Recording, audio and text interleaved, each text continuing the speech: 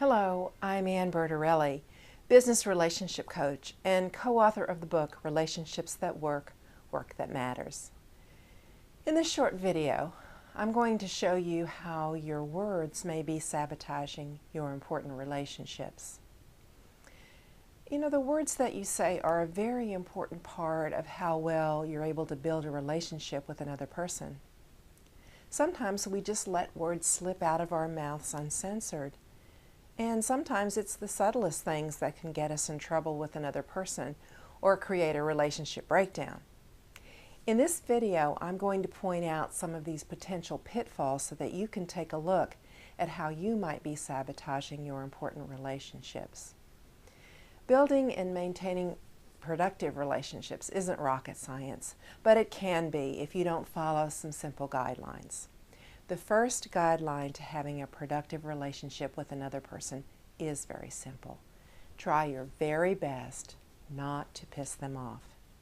And if you must, make sure that you do it knowingly rather than being totally oblivious to what you're doing. Through my own experience and in observing others, I've noticed that what offends others is often something that is done unintentionally and unknowingly. Unfortunately, the effect is the same whether we intend it or not. Our language choices create possibilities for relationship with others, and those same choices can also shut down possibilities. The secret to keeping possibilities open is to be aware of ourselves. Let's take a look at how your word choices can affect others in a negative way. You're in a planning meeting with several of your coworkers. One of your teammates offers a potential solution to the problem the team is discussing. You think it's hogwash. You quickly chime in with, "I disagree," and your coworker becomes oddly silent. So I know what you're thinking. How can the words "I disagree" be wrong? Well, they're not wrong. However, they can be heard as adversarial. How do you feel when you've offered up what you think is a good idea and someone says, "I disagree"? It can be off-putting. Rather than "I disagree," try saying, "I see something different." This communicates your respect of the other person by not dismissing their idea, but also that you are simply offering up a different perspective. Another phrase that can be troublesome is, "What's your problem?" or "Do you have a problem with that?"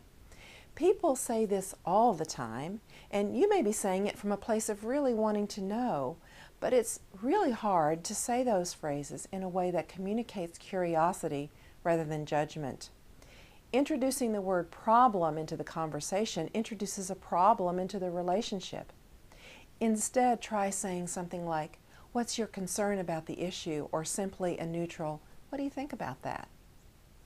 And how do you express your opinion or solution to problems? Do you lay out your solutions like they're written on the stone tablets?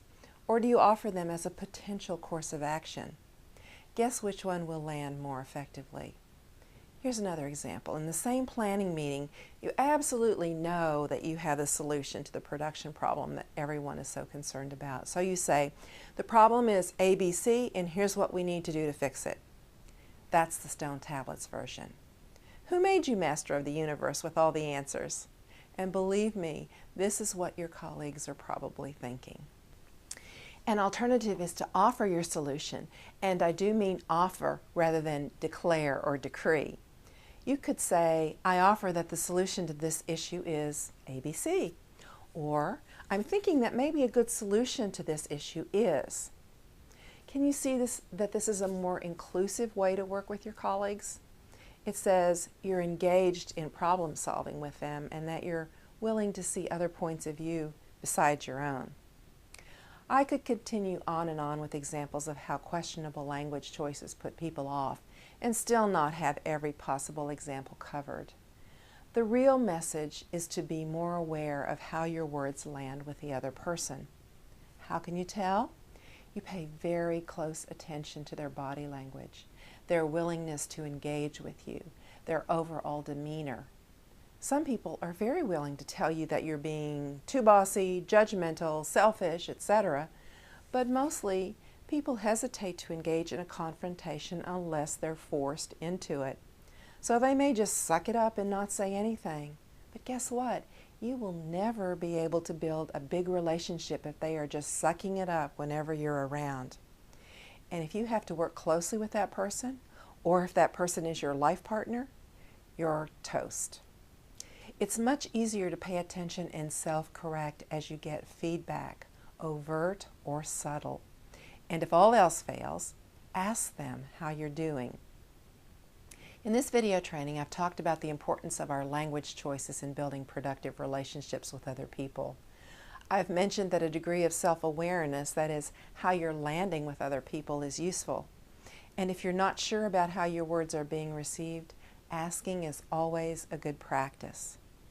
This is just one of the many topics I discuss with my coaching clients who are struggling to build more productive at-work relationships. If you'd like to work in a one-on-one coaching relationship with me, click the link below this video to schedule a coaching information session.